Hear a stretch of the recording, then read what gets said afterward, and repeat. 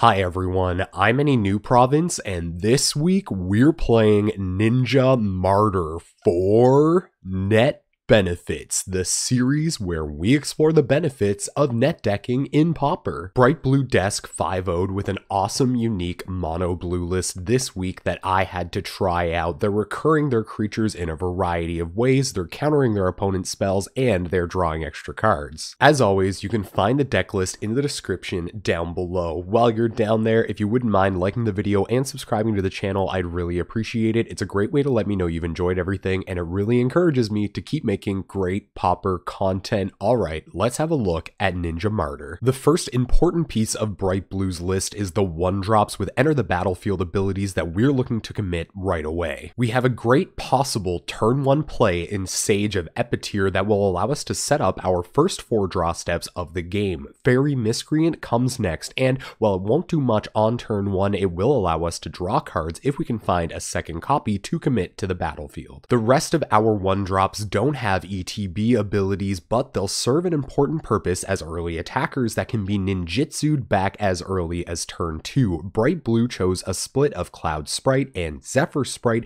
to not only increase the number of fairies on the battlefield, but to also hedge for spells like Echoing Decay and Echoing Truth. Finally, we have Phantasmal Bears that dies to a soft breeze, but gets in a bit of extra damage on each attack in those matchups where we've really gotta be the beatdown. Our turn 1s are going to look pretty similar with this deck. We'll play an island and then commit one of the value 1-drops I just mentioned. This will set us up for consistent and early ninjutsu, the package I'm going over next. The first ninja we'll be looking at is Mistblade Shinobi. Its stats are definitely nothing to write home about, but its ability to repeatedly bounce creatures is no joke. If we have a couple of these swordsmen connecting each turn, our opponent may find it difficult to stick a threat. Backing up Mistblade on the bounce plan are some non-creature spells in Unsummon and Snapback. The latter is a free spell and justifiably present, but I have to wonder why Unsummon made the cut over Vapor Snag here. Our other ninja is Notorious. It's Ninja of the Deep Hours. Being able to stick this value powerhouse on turn 2 will allow us to draw so many cards that our opponent may never catch up. This card is a lightning rod for a reason. Shared Discover joins Ninja as our other source of pure card advantage, and with all of these 1-drops running around, I'm sure it'll feel like an ancestral from time to time. A turn 2 ninja is a fantastic way to keep pressure on an opponent while getting extra value out of their triggered abilities and also out of our 1-drops ETB effects. You can use ninjutsu to fizzle removal in the blocker's step too, something to keep in mind. Now that we've flooded the board with our creatures, it's time to win the game. Bright Blue is looking to do this by keeping their opponent's board clear using counter magic. Martyr of Frost is the most exciting inclusion in this package and is definitely going to benefit from all of the card draw we're getting from Shared Discovery. OG Counterspell comes to the party too, and it's going to take care of those few choice spells per game we just can't let resolve.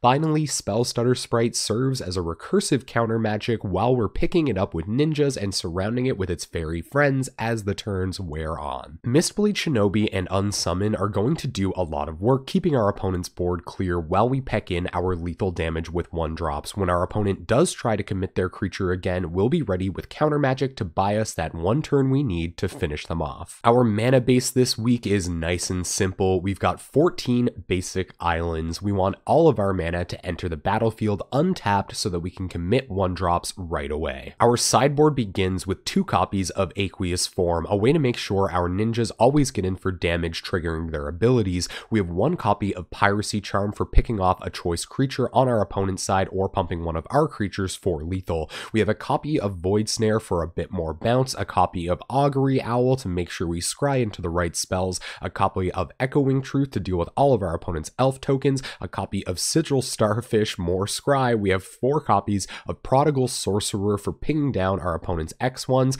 a Whisk Away and 2 Aether Adepts for even more bounce value, and finally, a single copy of Basic Island if we're on the play and we need an extra land drop. And there you have it, Ninja Martyr Pauper by BrightBlueDesk. We're going to take this deck into a league at twitch.tv/AnyNewProvince this Wednesday night at 7 p.m. Atlantic time. We're there every Wednesday night playing competitive Pauper decks. Before I go, I just want to remind you that you can like the video or subscribe to the channel down below. I'd seriously appreciate it. It's a great way to let me know that you've enjoyed everything, and it really encourages me to keep making great Pauper content. Thank you so much for watching. I hope you enjoyed this deck tech, and hopefully I'll see you on Wednesday night.